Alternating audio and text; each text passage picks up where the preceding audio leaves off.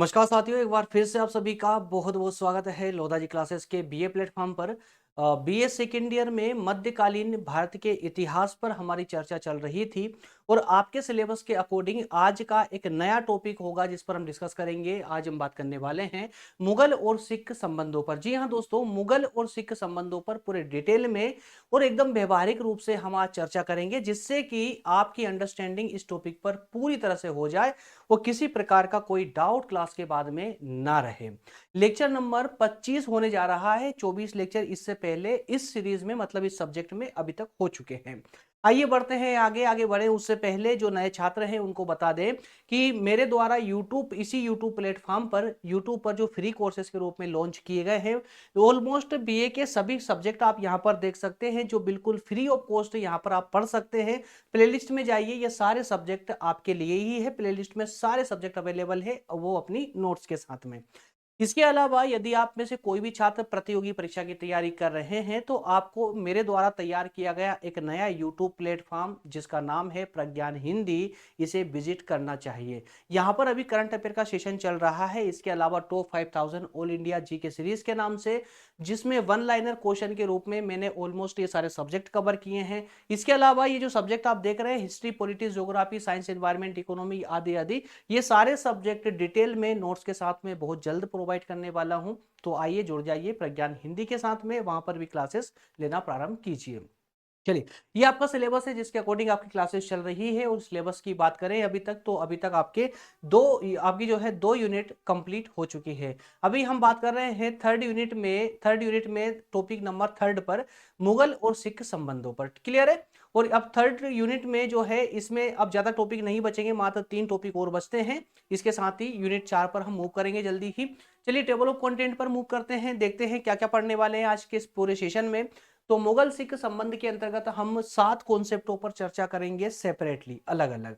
जिसमें सबसे पहले बात करेंगे प्रारंभिक संपर्क की, कि मुगल और सिख प्रारंभिक रूप से संपर्क में कब आए। मतलब गुरु नानक देव और बाबर के समय में जो है दोनों ही आपस में संपर्क में आए थे। इस समय क्या घटनाएं घटित हुई हैं, इस पर चर्चा करेंगे। पॉइंट नंबर 2 के रूप में देखेंगे गुरु अर्जुन देव और जहांगीर के समय किस प्रकार के संबंध इनमें बने रहे। इसके बाद में देखने वाले हैं गुरु हरगोविंद सिंह और इनके समय में जो सैन्य शक्ति का उदय हुआ। सिखों में सैन्य शक्ति का उदय दरअसल गुरु हरगोविंद सिंह के समय से माना जाता है।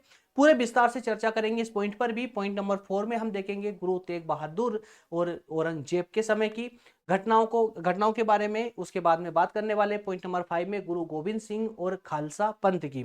इसके अलावा पॉइंट नंबर 6 में बंदा सिंह बहादुर या बंदा बहादुर पर, और उसके अलावा मुगल सत्ता को चुनौती दी गई। और पॉइंट नंबर 7 में अंतिम रूप से निष्कर्ष पर चर्चा करेंगे।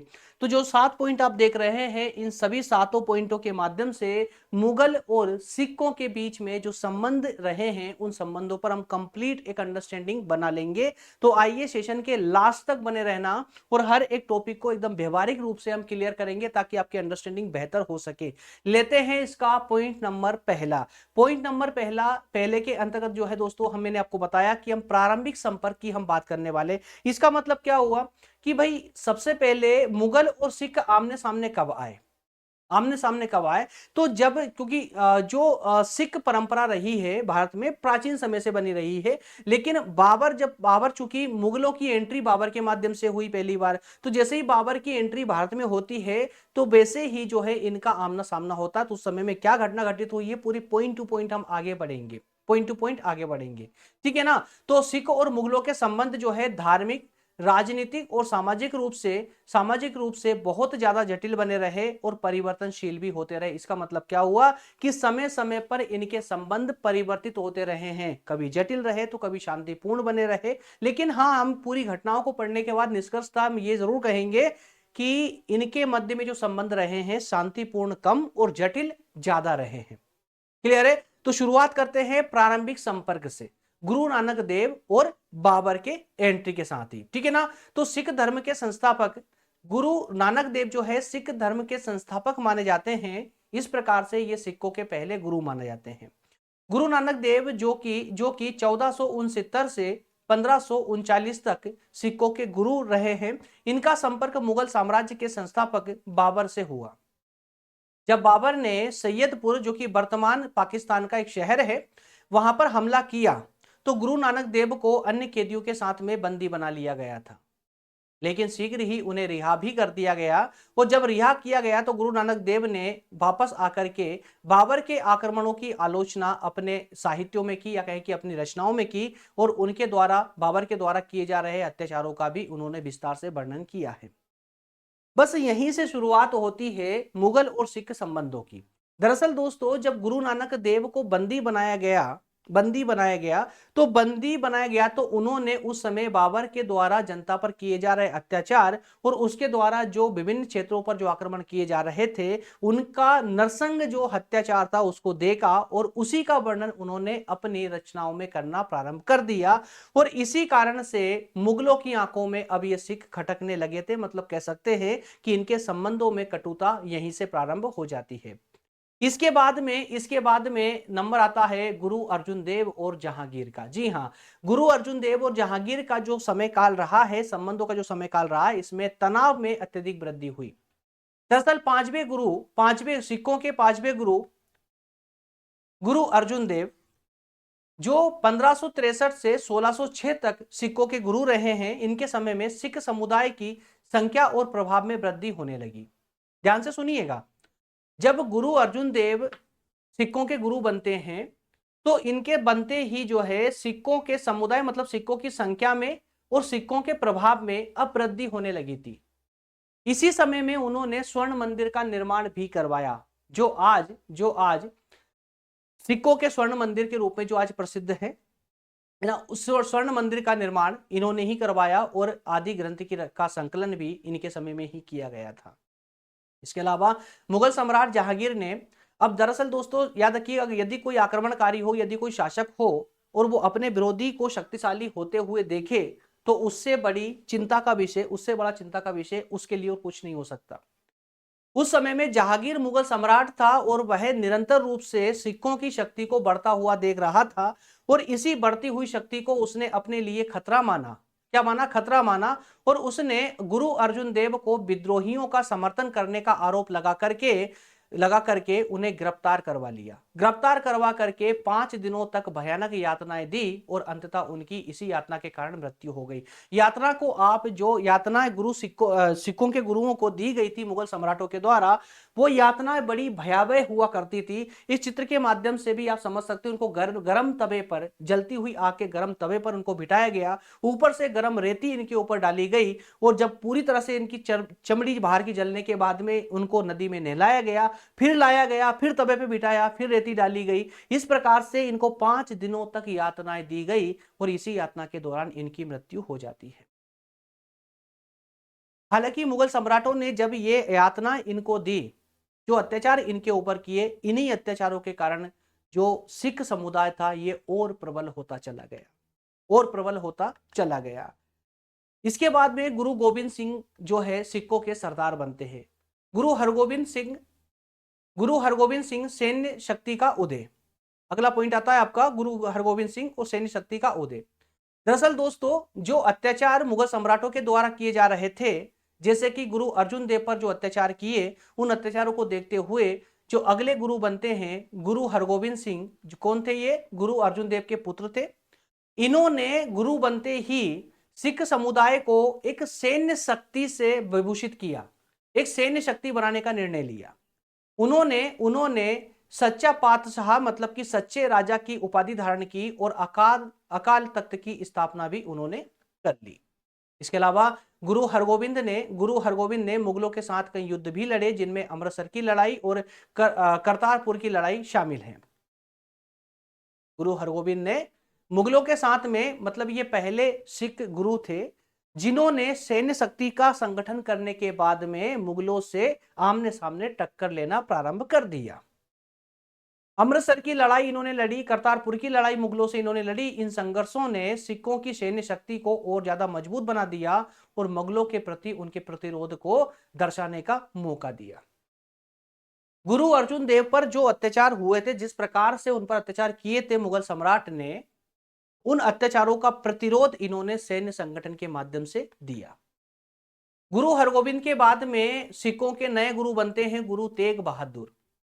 लेकिन गुरु तेग बहादुर के समय मुगल सम्राट, जिस मुगल सम्राट का शासन था उसका नाम था औरंगजेब। औरंगजेब। अब दरअसल दोस्तों ये सिखों के 9वें गुरु हुआ करते थे। तेग बहादुर, गुरु तेग बहादुर सिखों के 9वें गुरु थे। इनकी जो कि 1621 से लेकर 1675 तक सिखों के गुरु बने रहे। इनके समय में मुगल सम्राट सम्राट औरंगजेब ने इस्लामीकरण की नीति अपनाई। इस्लामीकरण की नीति मतलब ये कि जो गैर मुस्लिम है उनको मुसलमान बनाया जाए, उनको मुसलमान बनाया जाए। इसी को इस्लामीकरण की नीति कहा गया। और इसी नीति के कारण गैर मुस्लिमों पर अत्याचार अब बढ़ने लगा था। गुरु तेग बहादुर ने कश्मीरी पंडितों और अन्य हिंदुओं की धार्मिक स्वतंत्रता की रक्षा के लिए आवाज उठाई, तो औरंगजेब ने उन्हें गिरफ्तार किया और इस्लाम स्वीकार करने के लिए दबाव डाला। लेकिन कि तेग बहादुर ने कहा गुरु तेग बहादुर ने इस्लाम स्वीकार करने से इनकार कर दिया, जिसके परिणाम स्वरूप उन्हें दिल्ली में शहीद कर दिया गया। दिल्ली में शहीद कर दिया गया, उनकी गर्दन काट दी गई। हालांकि दरअसल दोस्तों इनकी जो स्टोरियां हैं, जो कहानियां हैं ना, बहुत ही भयावह है। यदि आप डिटेल में पढ़ोगे ना कि गुरु तेग बहादुर की मृत्यु किस प्रकार से हुई है, कभी आप फुर्सत मिले तो गूगल पे कभी जाया करें, इन चीजों को पढ़ा करें, तो आपको पूरी स्टोरी पढ़ने को मिलेगी। जब इतिहास में आप इनकी घटनाओं को डिटेल में पढ़ोगे तब आपको समझ आएगी कि किस किस प्रकार से सिखों के 10 गुरुओं ने किस प्रकार से बलिदान दिया है, कि क्या भूमिका सिखों के गुरुओं ने निभाई है। ऐसे ही सिख सिख गुरुओं को नहीं पूजते, उनका एक अहम स्थान है सिख धर्म के अंतर्गत।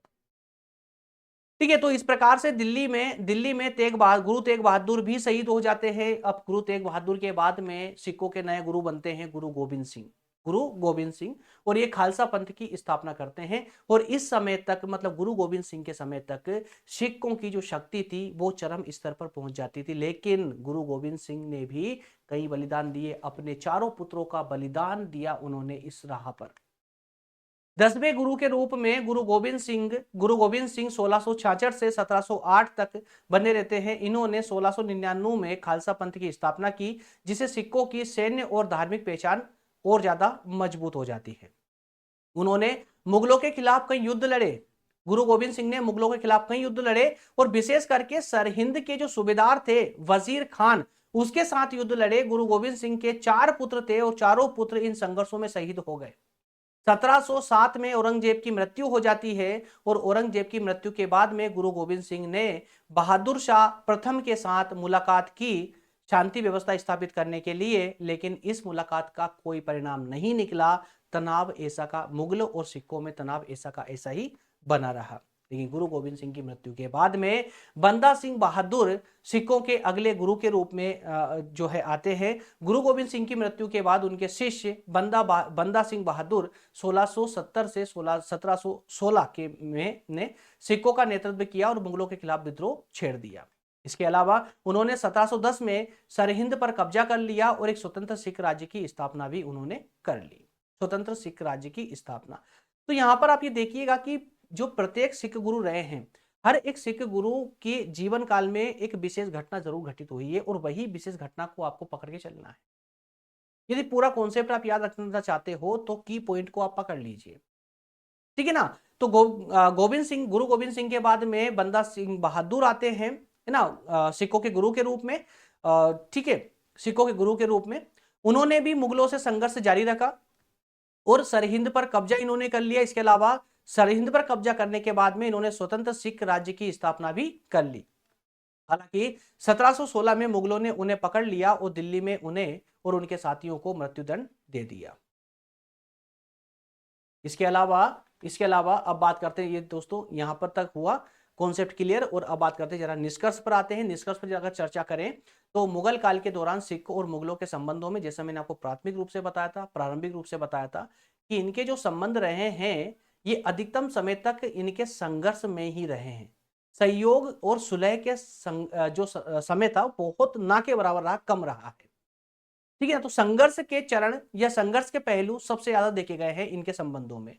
सिख गुरुओं ने धार्मिक स्वतंत्रता, न्याय और मानव अधिकारों की रक्षा करने के लिए अपने प्राणों की आहुति दे दी। इन संघर्षों ने सिख समुदाय को एक सशक्त धार्मिक और सैन्य शक्ति के रूप में बदल दिया। जबकि सिख समुदाय सैन्य सैन्य शक्ति नहीं ये कहें कि सैन्य शक्ति इनके पास नहीं थी, लेकिन मुगलों ने इन पर अत्याचार करके और इन्हें सैन्य शक्ति में परिवर्तित होने के लिए मजबूर कर दिया।